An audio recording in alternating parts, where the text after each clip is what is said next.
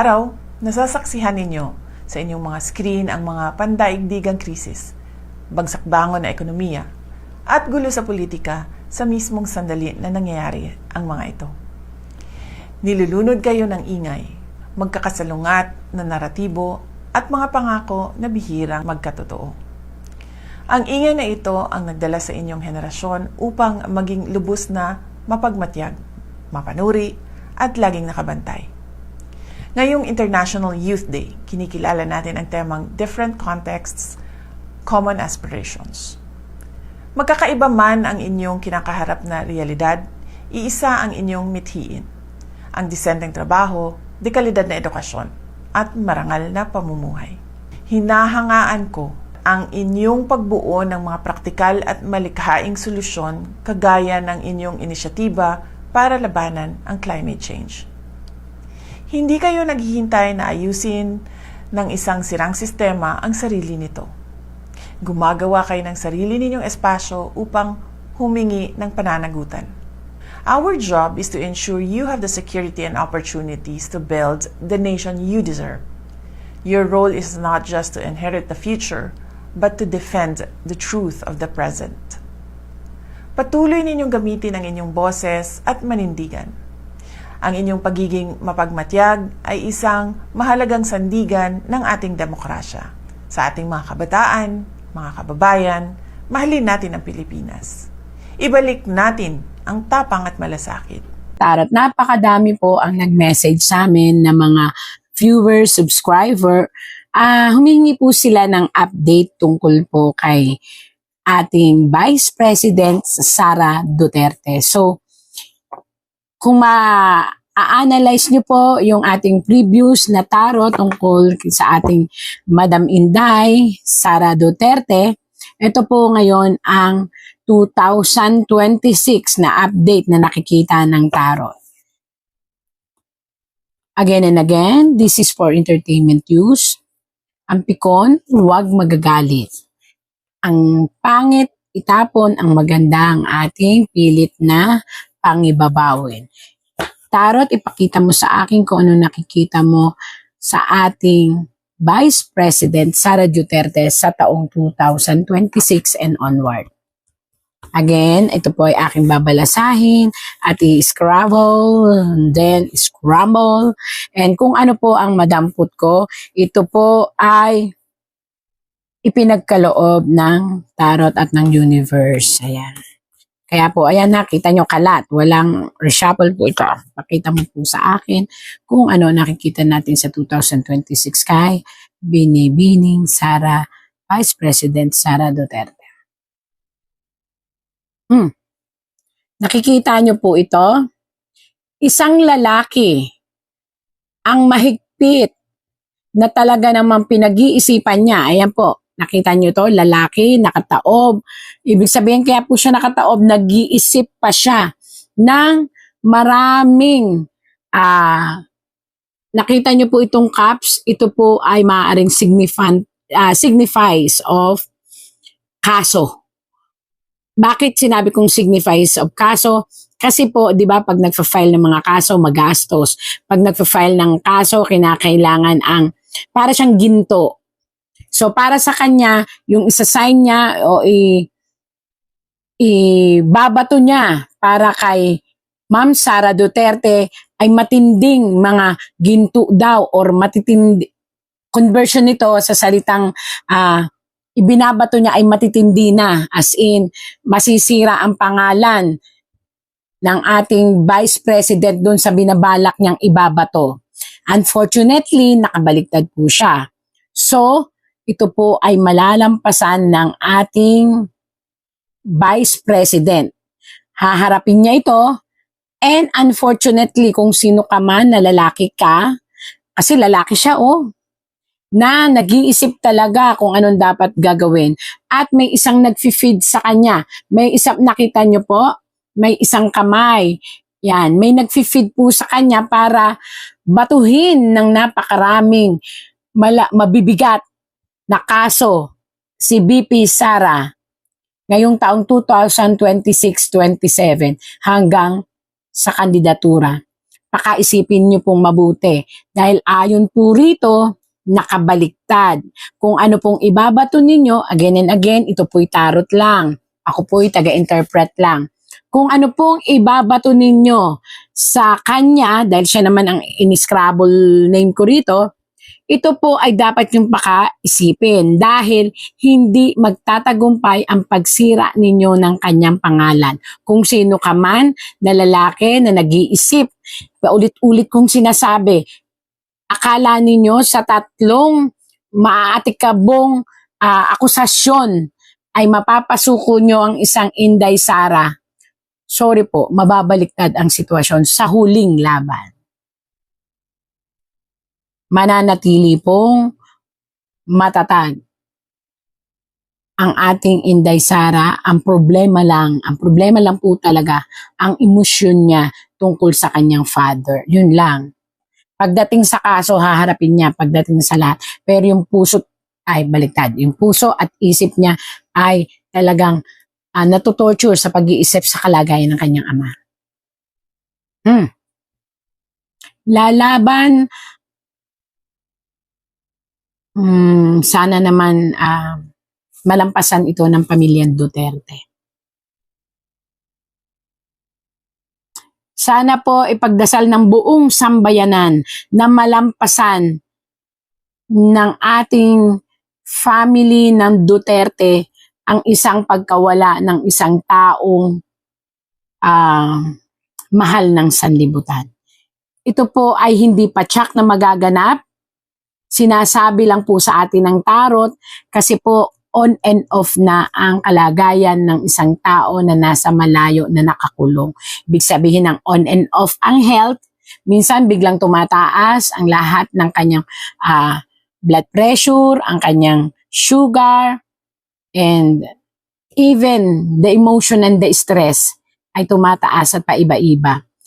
Alam nyo, nakalagay dito, magdasal lang po tayo kung kayo po ay talagang mahal nyo po ang dating Presidente Duterte. Magdasal lang po na makayanan lahat. At isang araw, naniniwala po ang tarot, naniniwala ang tarot, kaya nga death, ay makakaliban ang ating dating president sa sinasabing mahirap na kalagayan ng kalusugan upang hindi mapunta sa kamatayan. Yan po. 2026-27, doon magkakaroon ng problema masyado ang health ng ating presidente at dahil siya'y ama, lumabas po siya sa tarot ni Vice President Sara. At yun po ang iniisip talaga ng ating Sara. Hindi niya iniisip to kasi kaya niya tong labanan. Sabi nga kaya daw niya tong harapin. Kaya nga po ito mag-isip kasi haharapin talaga siya ng ating Vice President. Pero ito hindi niya kaya to. Ito ang iniisip niya. Ito ang palagi niyang kinakatakot, ang mawala ang kanyang ama. Kitang-kita naman po, death. At nakabaliktad siya. So, ibig sabihin nun, pwede pa nating ipagdasal ang ating presidente. Ang problema lang talaga, hindi mawala ito sa pamilya. Ang mag-alala ng sobra. Natural naman yun, hindi po ba? May isang panukala ang ating Inday Sara Duterte na lalo siyang mamahalin ng masang Pilipino. Ito po ay isang panukala ng batas na magbibigay sa kanya ng napakalakas na estabilisasyon sa pagmamahal sa masang Pilipino. Muli at muli po mapapatunayan niya na ang lahat ng akusasyon sa kanya ay kanyang may lalaban. Although, dadaan talaga siya sa mga question and answer and may sisira't sisira po talaga sa kanya pero still makakayanan po nilang lahat. At ang mga sumusuporta kay Sara Duterte ay muling magdidiwang dahil may papakita ng lahat ng humahanga kay PP Sara na hindi sila madidisappoint. Yan. Dahil ito po isang matinding parangal na gaganapin at ipagkakaloob ng mga bansang may sinasabi. Yan. Ganda. Baka sabihin na naman nila, DDS. Ay, talagang binabasa ko. Oh. Ayan, basa-basa talaga. Walang ano to. Tsaka naka-scramble po, oh.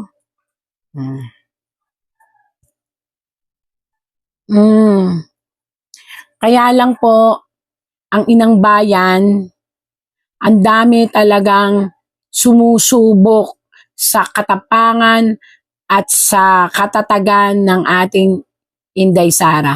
Mag-ingat. Ingatan nyo pong mabuti at huwag kayong lalayo at aalis ng walang kasama. Meron po ditong isang babae na hindi ko po maintindihan tong babaeng ito. May isang kausap na kilalang lalaki na nasa gobyerno rin po, gobyerno, na may masamang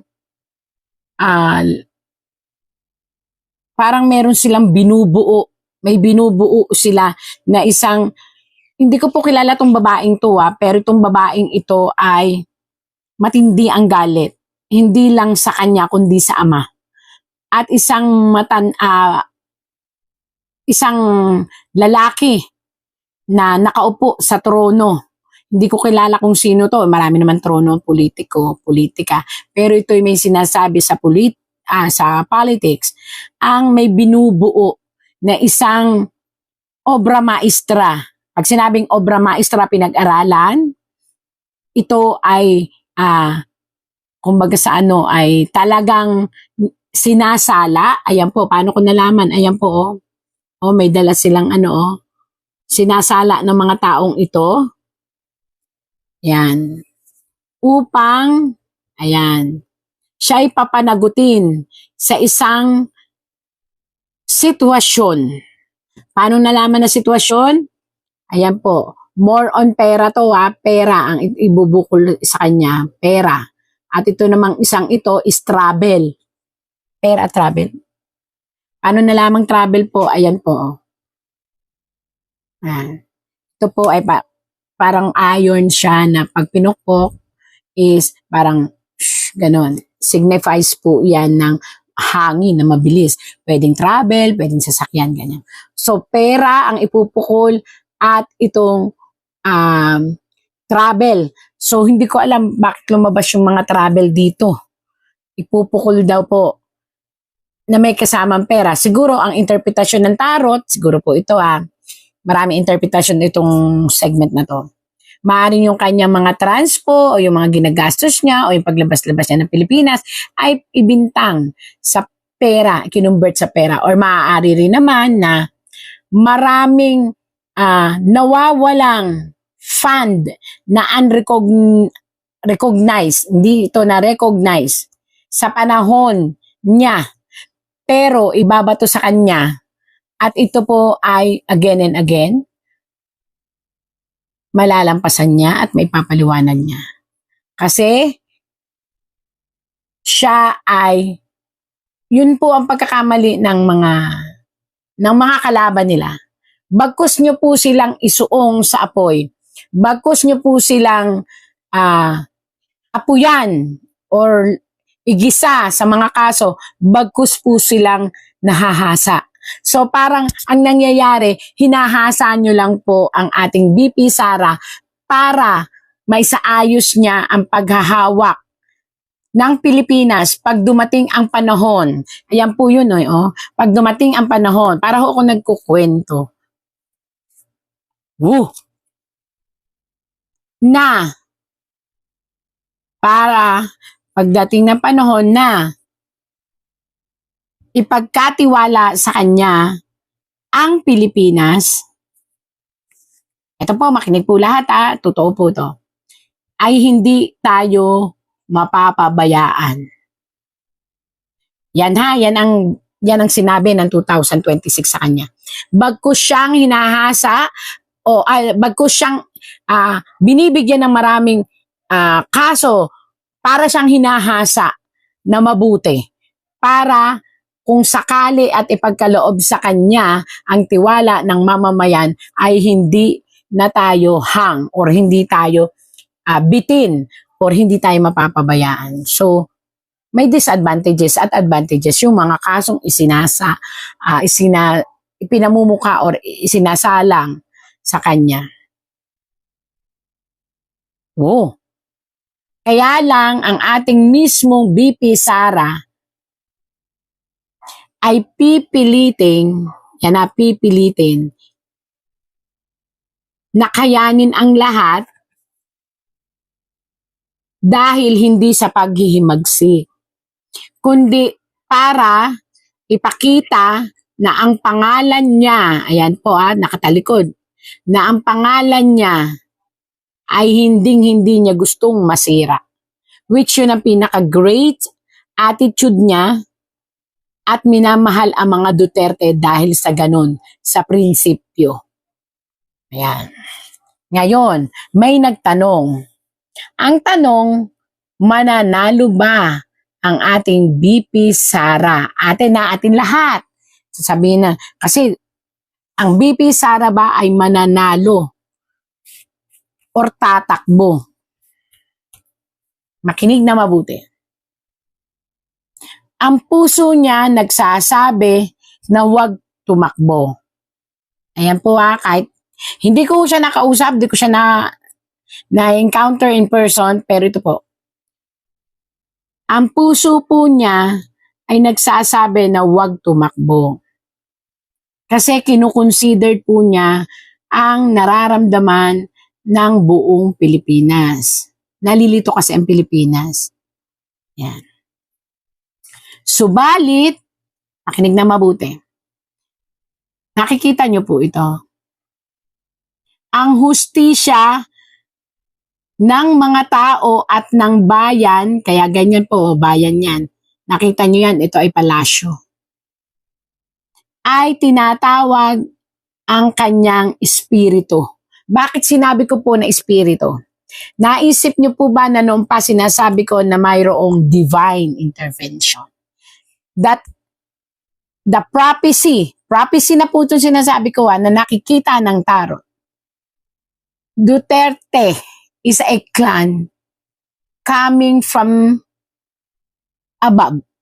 Yun po ang nakikita. Ano yung coming from above? Ibig sabihin po, ang linya ng Duterte, especially nung ama, na ipinapasa ang kanyang enerhiya sa mga anak, sila po ay nasa isang revelation ng clan. Ito po universe na nagsasabi. That they are, kahit ano pa ang sitwasyon, ano pa ang pamamaraan, sila po ay nakatakda. Nakatakda sila na mamuno ng kahit anong sitwasyon sa politika. At they are entitled. Meron silang divine mission na kahit ayawin ng tao, maniwala po kayo't sa hindi, o maraming umaayaw, sila po yung nakatakda na magsilbi sa mamamayang Pilipino. Kaya yung sinasabi nilang hindi mananalo si Sara Duterte, ito po ang sagot dyan. Ang linaw. Una sa lahat, marami talaga siyang kaagaw kung sakaling magpresidente siya. Pangalawa, may isang organisasyon na ayaw talaga sa kanyang maupo siya. Ito yung isang organisasyon kung saan nadidikit ang pangalan niya sa sitwasyon pa rin ng ama. Pangatlo, natatakot ang lahat ng mga mambabatas sa kung ano talaga ang sitwasyon ng isip at puso ng isang Inday Sara. Kasi po, talaga namang ipinadanas ng lahat ng mga kalaban ng Inday Sara at ng Duterte ang lahat ng bintang sa kanila, whether it is true or not. Ibig sabihin po, may ayaw talagang manalo at yun ang mga dahilan. Ayaw nilang manalo si Inday Sara. Ito na ho ang pakita mo sa akin kung ano ang twist ng istorya. Oops. At yun ay babasagin ng mga taong nagmamahal kay Sara Duterte. Ibig sabihin po, kung walang magiging kapabayaan sa botohan, sa dami po ng mga gustong magpakita ng pagmamahal at suporta kay Inday Sara Duterte, paniwalaan nyo po, basta walang anumang hokus-pokus, walang anumang kapabayaan, walang anumang anomalya na mangyayari sa botohan, kung si Inday Sara Duterte po ay boboto, ay ano ba yun, iboboto. Si Inday Sara Duterte ay iboboto ng mga tao, which totoo pong iboboto siya. Mananalo po siya. Tandaan nyo, ako na po ang nagsabi, wag lang magkakaroon ng dayaan, wag lang magkakaroon ng kapabayaan, at wag lang magkakaroon ng sinasabi na pagbabaliktad ng sitwasyon. Sara Duterte will won the heart of the Filipino masses. Ibig sabihin, taong bayan ang magnanais na siya'y manalo. Kaya dito sa huli, marami ang magkakaroon ng sariling mga, kumbaga, ano bang tawag doon? Ito ang aking kandidato, ito ang aking kandidato. But the Duterte clan, hindi na sila mabubura. Kaya, ito na po sinasabi ko, yung pong sinasabi ng tarot, ha? Marami ang nagagalit dahil sa nangyari na pagpapatino sa pamamagitan ng mahigpit na batas. Pero marami ang nagmamahal. At ang iba nagtatago, pero lalabas sa takdang panahon. Bakit dead? Kasi pinakadelikadong sitwasyon kapag namatay ang ama. Kaya kinakailangan pong ingatang mawala ang ama. Again and again, ayon po sa tarot, mananalo si Sara Duterte. Basta walang, tandaan niyo po ha, walang kapabayaan, lahat ay legal, lahat ay babantayan, at lahat ay kinakailangan na pag-aralan ang mga sitwasyon. Kasi nakatakda po talaga siya. Ang tanong again, nais ba niya? Sa totoo lang po, napapagod na siya sa politika. Ang gusto na lang niya katarungan para sa kanyang ama. Sa ngayon, hindi pa tayo sure na tatakbo siya. Kasi sa ngayon, ang iniisip niya, ang ama lang niya at ang pangalan nila na tuwid at ma-rescue. Unfortunately po, marami pa rin gustong sumira sa kanya. But everything na ibabato sa kanya, malalampasan po niya. Even ang kulungan, malalampasan niya. But, natatakot ako kasi may death threat ang buhay niya.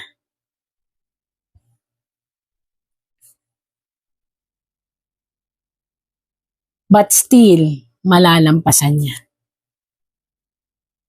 Ang kailangan niya mag-ingat, hindi lang sa tao, kundi sa sasakyan.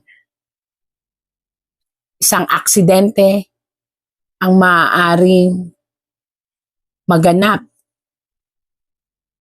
within 26-27 sa sasakyan.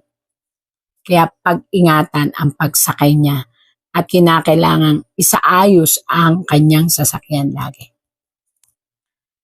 Sakit sa dibdib, magbasa ng katotohanan. Ito lang po, masakit sa dibdib magbasa ng katotohanan. Again and again, hindi pa tayo sure kung gusto niya talagang tumakbong pagka-presidente. Sa ngayon, ang utak niya, mailabas ang kanyang ama, mabigyan ng magandang sitwasyon ang kanyang ama. Yun ang inilalaban niya. Pero ang madlang people, gusto siyang patakbuhin. Yung sinasabi na hindi siya mananalo, maniwala kayo, wala lang dayaan na magaganap, walang kapabayaan, walang kahit na anong hawsyaw, babangon po ang Duterte. At yan ang mundo. Hahawakan nilang muli ang tagumpay. Masisira lang po ang pagkapanalo niya kung ito, nakita niyo ito? Mga artificial, ibig sabihin mga sitwasyon, delikado po itong mga isipan ng kung sino man, di ko sinasabi kung sino, pero mga artificial, mga drama, mga anino at kaluluwa, mga patay na nabuhay na biglang nagbotohan. Yun po ang lumalabas dito. Yun lang ang makakatalo sa kanya. At yun ay part na kung tutuusin, ang pinakamatinding laban sa botohan. Ang nabuhay ang mga patay, ayan o, kita nyo naman, nabuhay ang mga patay at bumoto muli. So, ibig sabihin, kung hindi mangyayari ito, mananalo talaga siya. At ayon dito sa tarot, dapat lang nabigyan ng hustisya ang sitwasyon at bantayan ng mga tao. Yun po ang sabi sa tarot again and again. Tagabasa lang po ako ng tarot. Napakahaba po nito kasi gusto ko maliwanagan ang katotohanan. Pero sabi nga, sa lahat na nangyayari, ang tarot ay nagsisilbing babala. Kung may mga sitwasyon na nabasa ng tarot, ito'y hindi ko rin po alam, tagabasa lang ako. Pero sa lahat ng nangyayari sa ating paligid, sa ating mundo, sa ating mga sarili, yun lang, ibigay na lang natin lahat sa Panginoon at lagi nating tatandaan, God sent miracle every day.